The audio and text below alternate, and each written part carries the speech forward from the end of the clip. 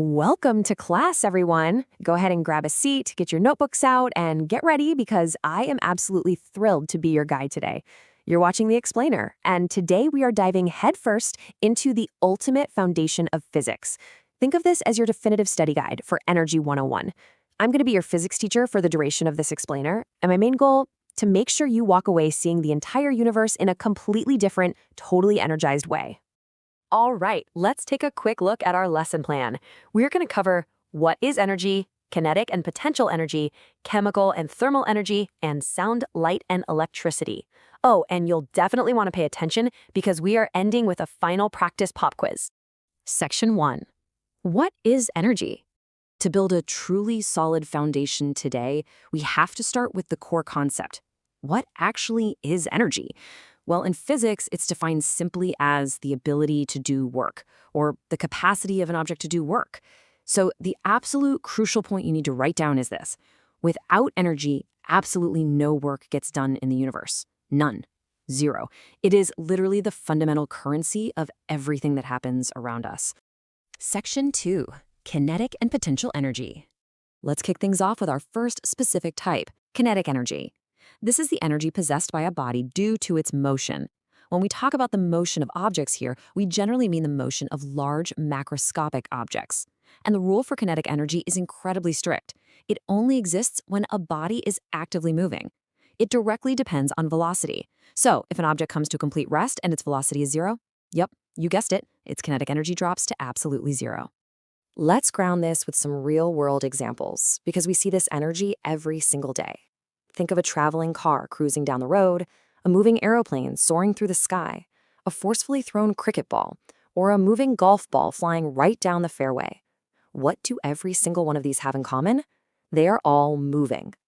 If you can see it in motion, heck, even if it's a tiny invisible electron in motion, it possesses kinetic energy. But hey, what if something isn't moving at all? Does it have zero energy? Not necessarily. That brings us to potential energy. This is the energy an object has due to its position or its configuration in a force field.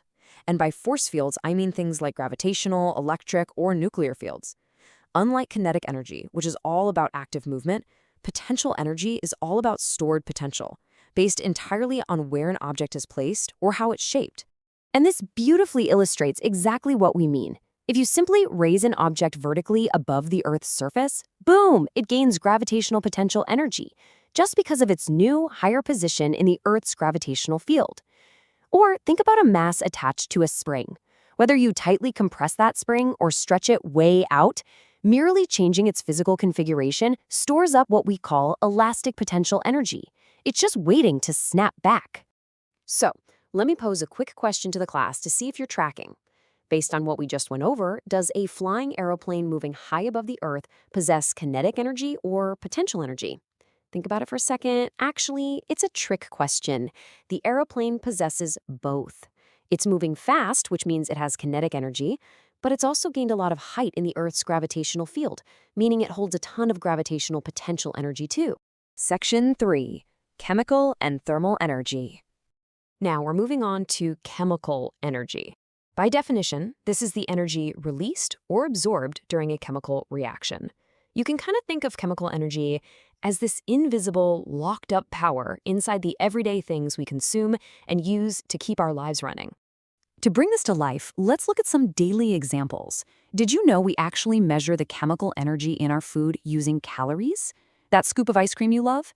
It's packing about 145 calories of stored chemical energy.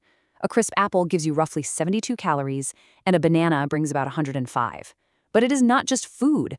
Those dry cells, the batteries you pop into your torches, your cars, or heavy machinery, those are totally packed with chemical energy, just waiting for a circuit to release it. Next up on our list is thermal, or heat energy. This energy usually springs into existence when you burn a material, like a lump of coal or a log of wood. It is literally the reason a hot cup of coffee possesses more heat energy than an iced one. But here is a super fascinating detail you should definitely jot down for the quiz. We also measure heat energy in calories. Specifically, 1 heat calorie is the exact amount of heat required to raise the temperature of 1 gram of water by exactly 1 degree centigrade. Now pay close attention, because this solves a massive physics mystery that confuses a lot of people. If food and heat are both measured in calories, are they the exact same thing? Well, look here. A heat calorie is written with a small lowercase c. It's a very tiny amount of energy, equal to just 4.2 joules.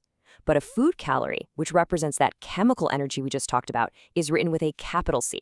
It is much, much bigger. In fact, one single food calorie is equal to 1,000 heat calories. That's why scientists often refer to food calories as kilocalories. Mind-blowing, right? Section 4. Sound, light, and electricity. Let's keep the momentum going with sound energy. This is the energy produced by vibrations, and it is absolutely vital because it's what enables us to communicate and actually hear each other. Literally right now, as I'm speaking and you're listening to this explainer, we are dealing directly with sound energy generated by tiny vibrations in the air. Then we have light energy, the energy that allows us to actually see the world around us. Without it, you're quite literally in the dark. It is produced by radiant sources, like the stars, the sun, and the light bulbs hanging in our homes. And here is a fun fact you can use to impress your friends. The moon does not actually produce its own light energy. No way. It merely acts as a giant mirror, reflecting the light energy of the sun. Finally, we reach the big one, electrical energy. Modern life as we know it would be completely impossible without this. We receive this energy from distant power stations, and it is the driving force that runs maximum machinery across the globe. Your smartphone, the laptop you're using, the TV in your living room, every single one of them would be useless without electrical energy flowing into them.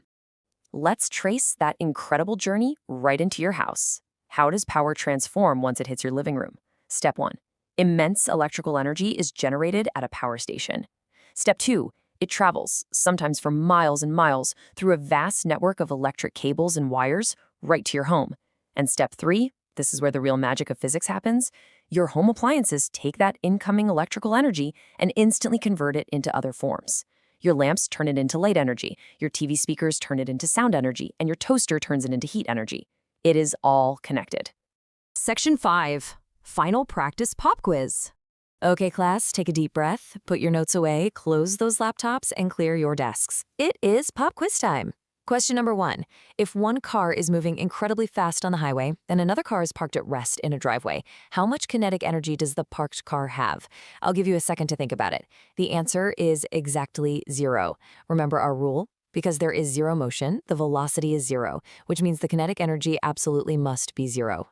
Moving on to question number 2. True or false? We can see at night because the moon produces its own light energy. Think back to that fun fact we covered. The answer is false. The moon doesn't produce an ounce of its own light energy. It's just a giant rocky reflector in the sky bouncing the sun's light back down to us. Excellent job today, everyone. That brings us to our final open-ended question to leave you pondering after class is dismissed. I want you to literally look around your room right now. What invisible force fields and energy transformations are happening right next to you at this very second? Think about the electrical energy running through the walls, transforming into the light shining from your screen. Think about the chemical energy from lunch stored in your body as you sit squarely inside the Earth's gravitational force field. It's like a giant puzzle, and it is all energy. Keep studying, keep looking at the world like a physicist, and I will see you in our next explainer.